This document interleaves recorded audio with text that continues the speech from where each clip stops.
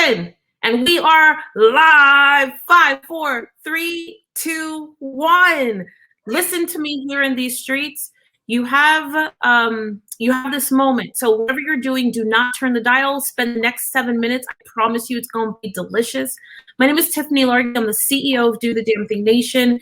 And I have the luxury of spending the night with the Drika God. Now listen, we were having the best conversation offline. I said, let's take this thing online, because the truth of the matter is that licensed professionals are like number one in the imposter syndrome game. Oh, yeah. Every time I meet a woman, it's like, I wanted to say women, even though I don't necessarily coach women directly, but I happen to have can I say the word vagina? I happen to have one of these things, and it puts me in the category, I thought.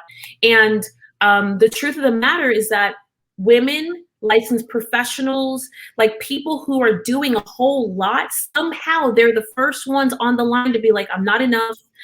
People are not going to believe me. I need to go get more credentials. I need to go take more classes. Why is it? Why is it that licensed professionals, so if you're listening to this, here's what I'm going to do. We're going to talk about this problem, and I'm going to tell you exactly how to get to the other side. I'm going to give you not just something to think about, but I'm going to highlight the opportunity, because the truth of the matter is that the only person who really tells you that you're not good enough is you. So, Drika, I got a question. Licensed professionals way better than I do, because I coach, but you are one and you coach, right? So you're on a totally different level. Why do they do that? I like to say that because we're brilliantly insecure. So they're brilliant, but they hide it and are afraid to share with the world how brilliant they are, because can you put it on your personal page as well? Can you edit it at the top? I want to see, yes, add your personal page. Yes. Brilliantly insecure. Yeah. I had to. I'm sorry, everybody. You're taking 2 seconds, because I'm drinking about to school people in these streets. All right. We are live on the personal page too. Good. So it's like licensed professionals. They're like, I love this word. She said brilliantly insecure. Tell me what that means. We have knowledge, but we don't give ourselves credit for the knowledge that we have. We think that it's common knowledge. We think that no one will pay for it. We think that people aren't interested in it. And usually when that licensed professional opens their mouth, people are like, wow, I didn't know that. Oh my goodness. But do you think that they're born like that? Do you think that it's because of years and years of trauma and pain? Do you why is it that they find a way, what is that? You get what I'm saying? How do you go to school for 600 years and then come out and be like, I'm still at the back of this thing? That just doesn't make any sense to me. Well, I think part of it is because of the way the medical system is set up. I can say specifically in pharmacy, we're trained to, unfortunately, speak when spoken to. So when a physician has a question, then you speak. When a patient needs counseling, then you speak. Other than that, a lot of what we do happens in our heads. And so it's really easy to get in our heads and think. However, and then we stay there. Yeah. And people need to know what's in our heads, and they will pay for it. They need to know what's in our heads. They will pay for it, but because we don't believe what's in our heads is good enough. So then we keep it to ourselves. We're frustrated that the world doesn't see us, or that they don't see enough of us. And we continue this ridiculous cycle. If you're watching this live, or if you're watching this on replay, I'm going to ask you to put #replay and to put the word cycle. Because the truth of the matter is that every time I think of all of the things that I did or didn't do in my life, when I really, really, truly, on my way to 6 figures, on my way to 7 figures, I can think of multiple times where I cycled by myself. There was no external situation that was hammering me or coming after me, and I was cycling by myself. And then I asked myself, why? Why am I cycling? It's because I'm still managing the insecurities of all the other people around me. I'm still, you said speaking when spoken to, and the truth is that it's like, man, either I was too woman, I was too unenough, I was too Black in some aspects, that I was like, I guess I'm just gonna stay quiet until my turn, but then my turn never comes, and then like I'm frustrated. I'm like constipated almost. I know. I think that's a medical term. You guys are pharmacists. Can I use that word? Like that's everybody knows that word. Everybody knows what I meant. But the truth is that, and then we get frustrated, we get angry with the people around us, and then we're a little bit bitter, and then we're angry at ourselves, and then we stay in this cycle. Tell me, now you've coached an ungodly amount of pharmacists, and you've been in this space. I mean, I've coached a lot of licensed professionals, but definitely not pharmacists. And what I've found is that whether it's pharmacists or other licensed professionals, they're always in a league of their own. However, I find like 0.01% of them actually make it to the other end. So they start this journey and they have good intentions, but they don't finish. Why do you think that they don't finish?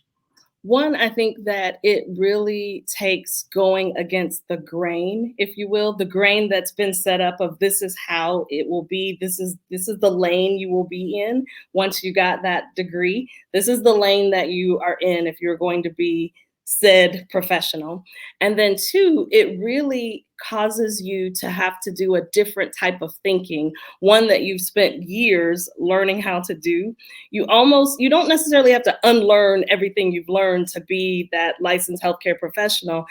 However, you have to learn new things. And I believe, unfortunately, we all got some message when we graduated with our degrees that that's it. Now you're set, you're done. You don't have to learn anything else. And if you do, it's more of the knowledge of what you already learned. So that's why the additional degrees, the additional certificates. But when you switch gears and you go in a different direction and someone says, and you need to tell your story. And someone says, and you need to market and you need to brand and you need to have an offer, that totally goes against how we were trained because we weren't trained to make money or be entrepreneurs. You know, so when you say that, it's like, I think of all of the doctors that I recently went to North Carolina and I watched so many of the doctors who we used to go to, they were swallowed up by the big hospital. And I'm like, man, such and such God, such a God. And I was like, man, you know, the truth of the matter is that most people believe that because you have said degree or said item that all of a sudden you know everything, right? And the truth is that, like, you're right, no one teaches you how to run a business. No one teaches you even how to market yourself or how to think of yourself as an individual versus thinking of yourself as a whole. That's a whole nother paradigm shift. You know, like for me, my daughter, one of my biggest struggles as a parent was that the ideology is that I needed to say school is everything. And I remember taking a moment and saying, yeah, school is everything. However, what if I could just focus for a moment on the fact that Jada's an individual, Maya's an individual, and I'm an individual, and I could just acknowledge myself. And I remember saying out loud, I believe that me acknowledging me as an individual in education is just as important, if not more important, than all of the education I could ever learn, because I meet people who have all the flipping degrees and they're the most unhappy, the most disgruntled, the most bitter, the most ... that I have ever seen, encountered. If you know someone like that, can you put the word bitter in the chat? If you've ever met someone who's like, no, it's Dr. such and such to you, and then they're like, they were angry before you said that, before you screwed up their, and then when you call them that. Right, and then they're even angrier afterwards, and you're like, okay, you know, and you're like, I was just trying to say hi, Sandra. You know what I mean? Like it was so simple. Jericka, let me ask you this. Because if you had to think back over the last 3 years, hands down, you are the epitome for me of like what it means to just tell your story, sure, but forget to tell your story for this moment, like facing your demons. And we have shared this together. It's like there's internal demons, there's external demons, and I don't care how big of a game you're playing. If you're watching this, I don't care if you feel like you're on top of the world, if you've got money, you've got a perfect family, like all of that is hogwash. I'm going to tell you, this internal demon game and this external demon game, they tend to come in pairs. And you're one of the few people that I can look at, like me, fellow like me, and say, great, the internal and the external, these mother flippers are here at the same time. Well, this is fantastic. Thank thank gosh for this. And then you say to yourself, well, what do I do with them? How do I handle them? Do I just crumble? Do I just crumble?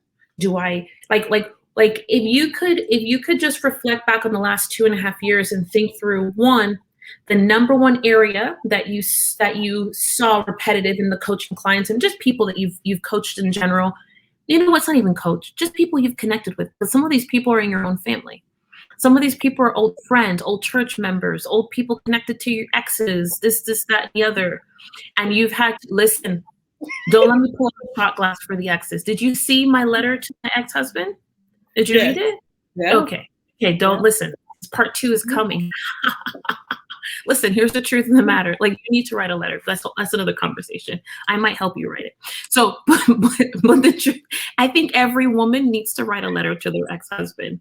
I decided that after that. And you know, one of the reasons why I did that is because Jerika told her story about 2 years ago in a private room. You probably didn't think anybody saw this, but you took a picture that was so dope, City, and you wrote a piece of your story that literally had everybody, right? But it was only after you learned to tell your story. And then I was like, we need to talk to all the men in these streets.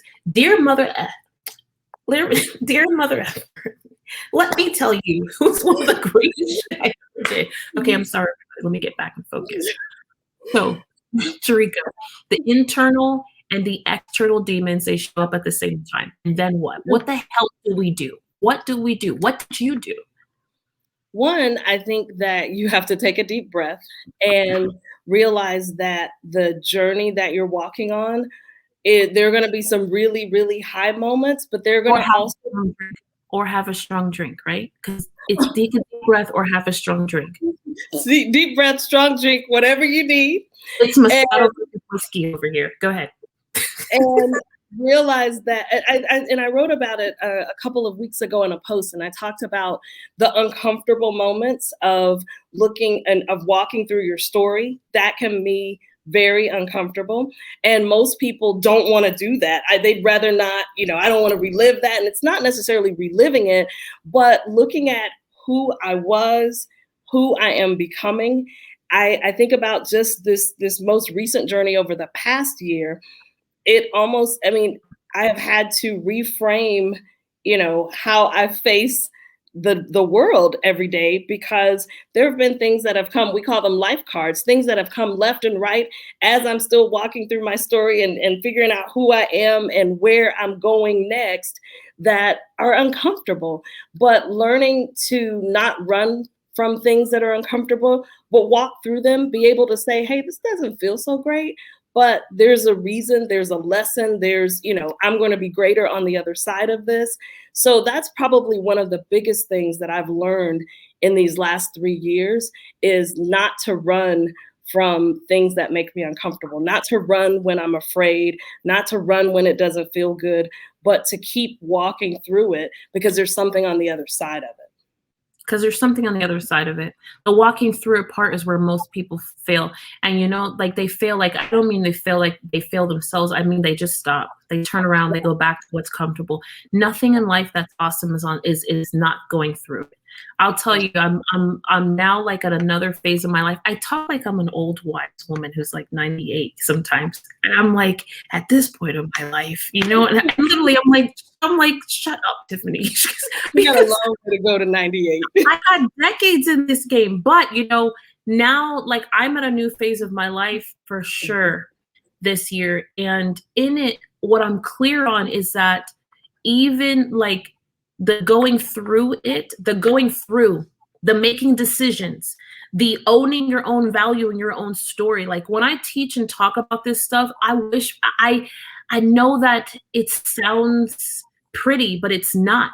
I see, and I'm sure can attest to this, there's an ungodly amount of people who are still looking to books and magazines and medicine and other people, men and women and their children, and then their wardrobe, and then, their implants and all of I said implants, some of you weren't ready for that. And they're looking for those implants. And I'm from Miami, Florida, where they run rampant. So you're welcome. But the truth of the matter is that they're looking to all these things but we let 27 turn into 31, turn into 35, turn into 38. We're hiding. We're not even present in our lives. Children are getting older. We're getting older. Like, and it's like, man, I believe wholeheartedly that in this life, you're either living or you're dying. And every time I see specifically licensed professionals, and I'll tell you, even in my space, some of my peers who are like big time marketers, they have big names. I'm like, yes. So the same way that the person who has the PhD or the license, they use it as a mask. They use it as a way to hide. They use it as a way to identify themselves. They use it as a way to say, well, here's my value. I see that the same thing happens in my industry where that person who runs said business, they present to the world that they have this picture, they have this life, this is what's desirable. And the truth is that it's not only is it not real, but it's not whole. Right. Nothing is worse than living this life and not living. Nothing is worse than being in this life and not living. Yeah. Nothing is worse. So many people accept that. So many people go, well, I've worked there for 25 years, so I should just do 5 more. So many people say, you know, well, I've done it this way all this time, so I should just keep going. And I would rather have a turnaround and the remainder of my time be fulfilled, be joyful, be all that I've wanted. You know what, when you said that, listen, I gotta cut you off. Let me tell you what, when you said that, I thought about a conversation you and I had about marriages. And I know I'm not going off into talk about marriages, but you remember when there was a woman who said to me, and I told you, she was like, well, I've already been married for 24 years. I might as well finish. And I was like, that's the stupidest thing I think I've heard. Like the concept of, well, I haven't been, like, I'm not happy. And I mean, he's nice. I don't hate him. But I've been married for 27 years. Why ruin it? I was like, what the hell does that even mean? Like, if you're not enjoying this part of your life, I'm not saying that every moment's perfect. No.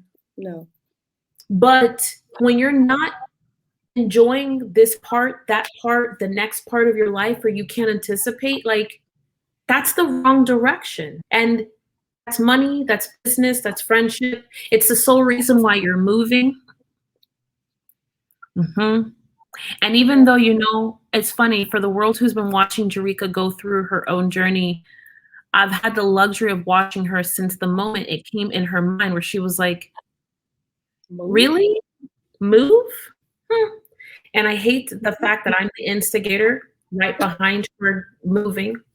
But the truth is that I've watched pre-Jericka and post-Jericka, and I watched Jericka excited about the fact that she's not tolerating, even though not every day is great, even though some days suck, even though some days we hear bad news, right? And we're like, it's like I watch her excited. I watch her live life on her terms. I watch her be unapologetic in conversations. I watch her, she doesn't cuss people, but she thinks of it, you know? And before she wouldn't think of it. Before she would just be quiet and she'd be like, oh, gummy drops, fiddlesticks, sugar pie, sweet potato, you know, when bad things would happen. I still say those things. He does, and I'm not. I mean, I say fiddlesticks too when I'm ready. But the truth of the matter is that this wow woman, she is literally the epitome of, here's why you need to tell your story. Here's why you have to stop living for other people. Here's why, like, whether you're living through the identity of your children or your husband or your wife for that matter, or your parents or your church members, whatever it is, I want to put this message to you that, like, not only do you have a responsibility, but it's a must. Mm-hmm. You got to stop living. As the Jericka Dodd says, your dreams are urgent. Can you tell your story? And you can replace that for, you are urgent. This is urgent. Tomorrow is urgent. Yes, it's all, it's so 911. Jericka, so let me just say, like, I gotta tell you this. Like, I really want every person to hear this. And if you're watching this live, I'm gonna ask you to put the word live in the chat. If you're watching this on replay, I'm gonna ask you to put the word replay in the chat. You know, one of the smartest things that you could do as this world is opening back up and we're all in a brave, brand new world, whether you think you are or not, The terms have changed. I promise you they have. And if Mhm. you think differently, ask me. I'll tell you exactly how on this thread, wherever you're watching me. The world has changed, and it's not really of whether or not it's for the good or bad. It's just the fact that the world has changed. And, you know, if you haven't changed with it, right, I want everyone to hear me. Your environment can't change and you stay the same. One of the biggest gaps that I see in amazing people is that they fail to evolve. I'm going to ask you to put that word in the chat, evolve. I've watched Jericka evolve and evolve and evolve again. And I've evolved right with her. And I'm sure she can look back and look at me in my last 3, 4, 5 years and say, that is not the same person. She's not the same coach. My values are the same. My heart is the same. My love affair with Jericka is the same. And it's very public. And I let it known to everybody, team members, random vendors, my children. I'm like, hold on. Jericka's going to speak. Shut up. Jericka's going to speak. Damn it. You know, and I'm really excited. But no, but this is real. Because the truth is that the greatest gift that I've given to myself is the willingness for me to evolve. Like, I watched Jericka evolve even though things around her weren't evolving. But she knew it was time. She knew she needed to. She knew that she did need to, even if she was going to do it alone. And there were moments where she did feel alone. And there were moments where she was like, I'm evolving. I'm flipping evolving here in these streets. And she could feel it. Think of it like caterpillar to butterfly thing. And then you're in this, what you feel like is a cocoon, and the cocoon is dark. That's the time period, okay? And the cocoon is dark, it's quiet, you're a little uncomfortable, you're uncertain, you're unsure, and then you're a little frustrated because you feel trapped. You feel trapped by the people who are now around you, who are crowding you. For Jericka, she felt trapped by the people, and then she felt trapped by the city, and then she felt trapped by the home, and she was like, I've got to fly here. Listen, to the person who's watching this right now, let me just be clear. It is time for you to fly. To fly, yeah.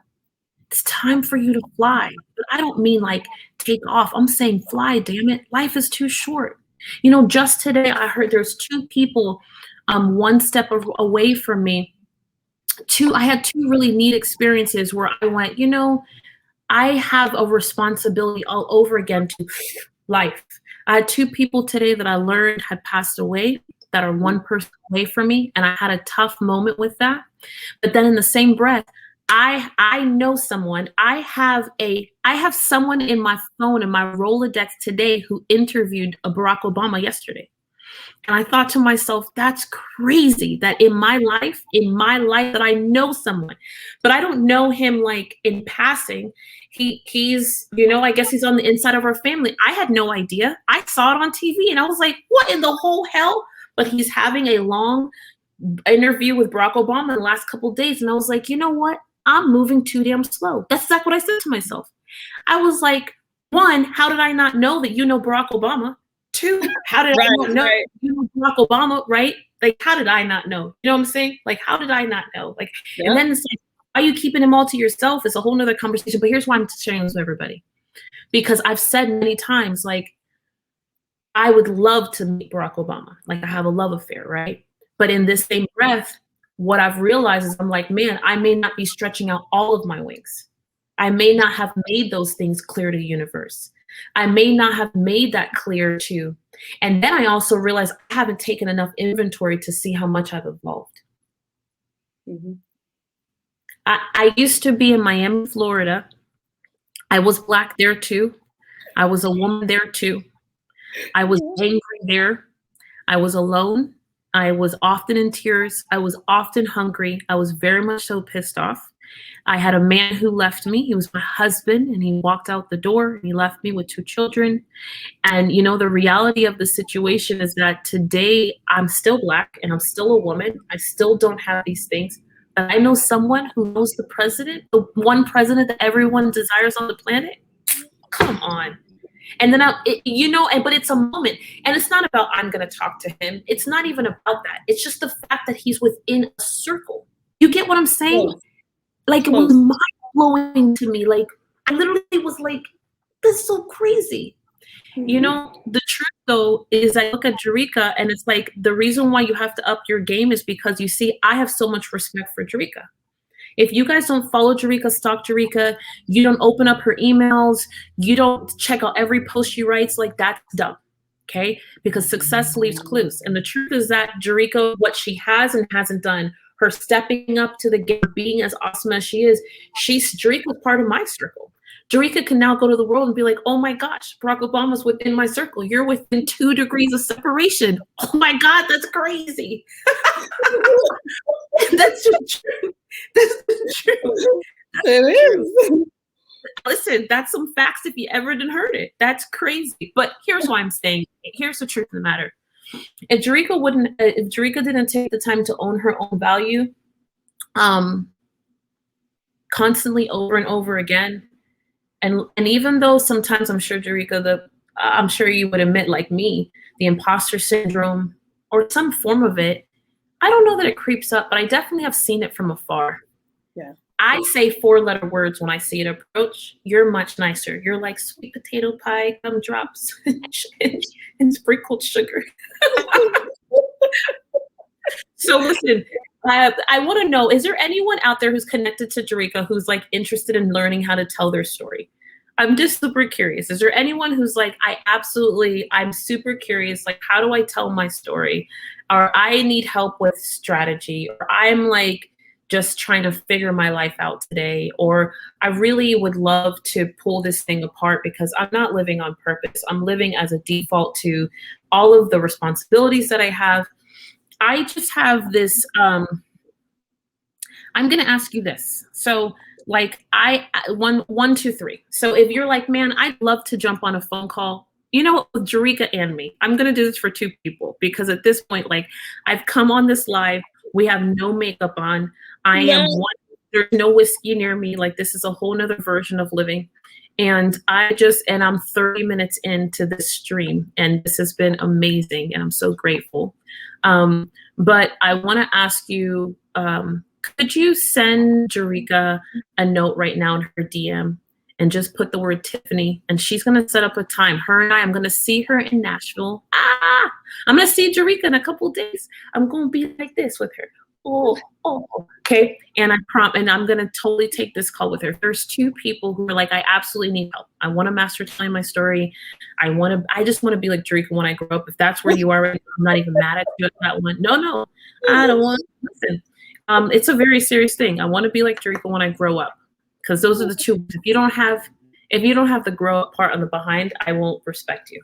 But if you're like, I just want to be like Jericka, I'll be like, you want to be like Jericka when you grow up? I'll be like, oh, come on, bring it. Okay. If you say like, this is me, I'm just like, I know I'm at a point where I got out of the pandemic and I'm doing the same old, and I'm like over it, and you're ready to get to the next level. Please send Jericka, put story in this chat, but more importantly, send her a DM and she's going to set up time for this weekend or some weekend. If you're watching this on replay, I'm still going to honor it.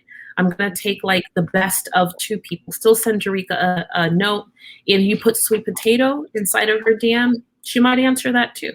Yep. Jericka, one last word. Like, what's the last word for your whole audience? For my whole audience. For the world. No, it's not the whole world. The whole world. My last words are a repeat to emphasize your dreams are urgent. When I think about what my regrets are that I didn't start dreaming until I was in my 40s. You know, we dream as a kid. I was going to marry Michael Jackson. I was going to be a veterinarian and help him take care of his animals. That was my dream. Don't judge me. However, you stop dreaming. And granted, I needed a new dream because that didn't work out.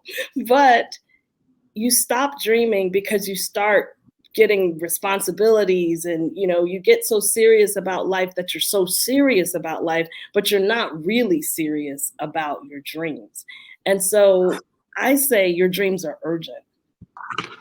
Did you guys hear that? You're so serious about life that you're so serious about life. I was like, well, that was like, oh my gosh. I had to write that down. I was like, you're so serious about life. That's your problem. Literally.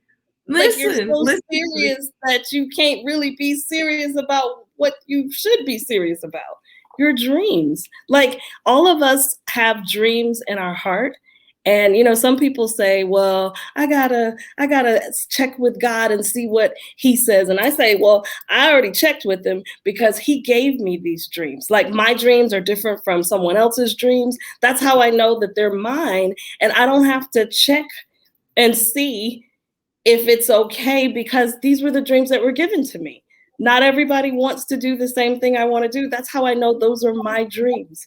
And life is precious. I won't say it's short, it's precious. And we have to build those dreams. And if that means that I have to do something, you know, to shake things up, that's what needed to happen. It was time to shake things up again, even in the midst of a pandemic.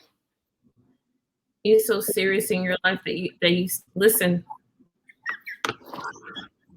Listen, I don't even know what to say to you at the moment. I'm like, I could just take myself off screen. Like, this is not even about me anymore. Like, I just need to know. You get it? Like,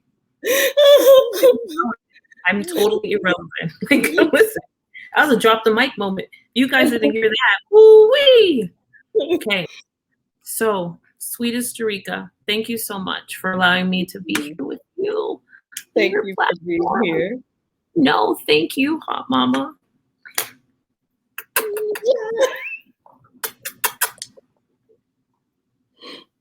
Bye.